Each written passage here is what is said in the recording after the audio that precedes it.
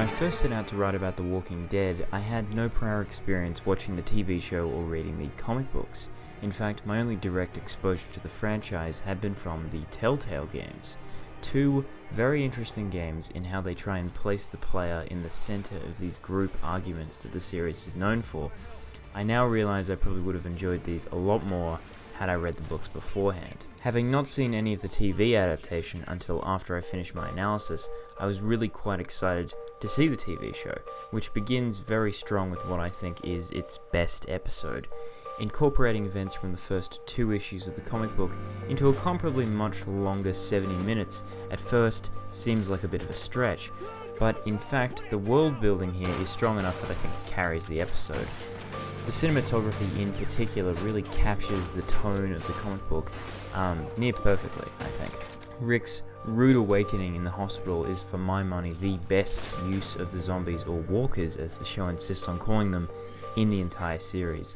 The problem later on being that the audience just gets overexposed, there only being so many disgusting methods of killing the creatures before it just gets kind of dull. But in the pilot anyway, they are genuinely terrifying. I think it also bears note that for audiences unfamiliar with the comic book, it's probably very unclear what is actually happening.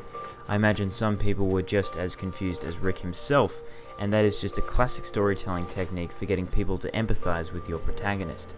The Walking Dead also gets points for resisting that time-honored cable TV tradition of offering some kind of easy explanation way too early on.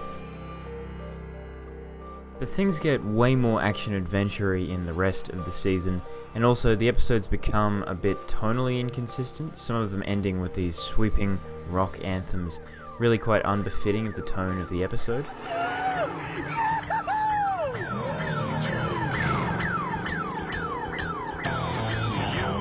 But undoubtedly the worst episode of the first season is the finale, titled TS-19 or Test Subject 19.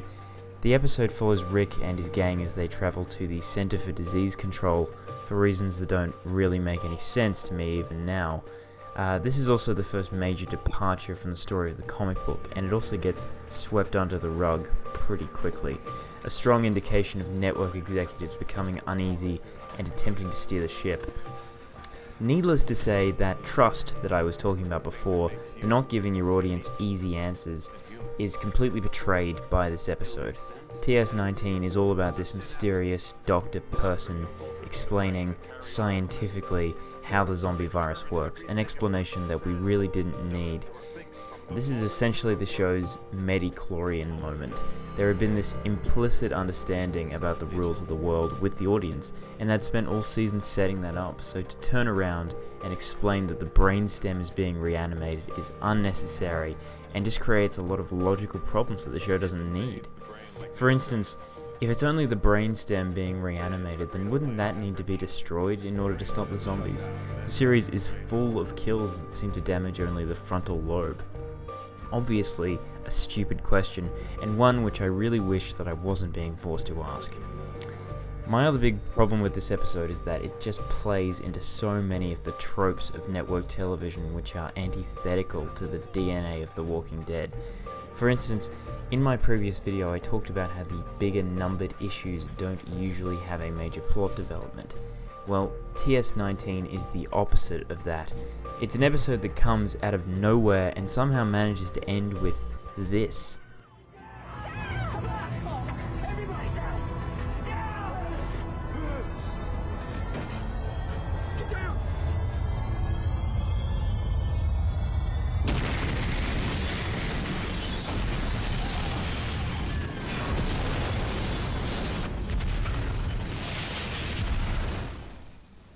That's the sort of ending I expect from a Resident Evil movie, and it's definitely not in the spirit of The Walking Dead.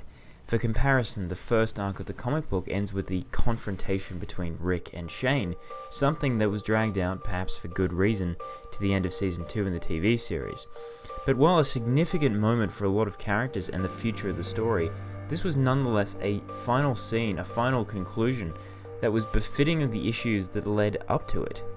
And you shouldn't discount how much that can matter. But this enormous pacing problem aside, I also question the logic of Rick even knowing where the CDC is based. Rick isn't a scientist. He's not someone who, in the comic book at least, ever considers that a cure could even exist. Furthermore, he's not a hero. Kirkman's original description of Rick, and while I concede that the TV show version is more akin to the archetypal hero character, it's still disappointing to see him take this ludicrous risk that seems completely out of character. But I recognize that there are always concessions in adapting something for a mass market, and clearly AMC was uncomfortable leaving things so ambiguous. While disappointing, this does somewhat highlight what I like so much about the comic book. Unbridled by a need to appeal to a mass market, the comic book storyline never jumped the shark in this way. And that's not to say it hasn't done other ridiculous things. It totally has, it's just that those moments fit with the tone and fantasy of the story. For example, there are suggestions peppered throughout the comic book of what exactly caused the zombie virus, and even that it can be cured. But ultimately these hints are rarely anything more than red herrings. And therein lies the brilliance of the comic book, a story which always looks as though it is about to become predictable, and never actually does. Unfortunately, this is just not true of the TV series, a property which looks as though it is about to become predictable, and then totally follows through.